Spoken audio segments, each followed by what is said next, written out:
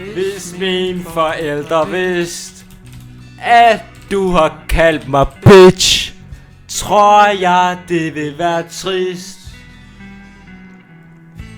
Jeg håber du bliver ramt af lyn eller kvalt i havregryn og snappet ihjel af en homoseksuel, fordi det har du fortjent.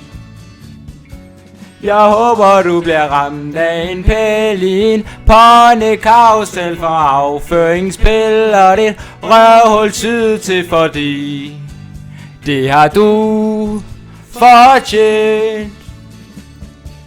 Jeg håber du bliver lukket ind i en kornsilo og sætter dig på din mors dildo.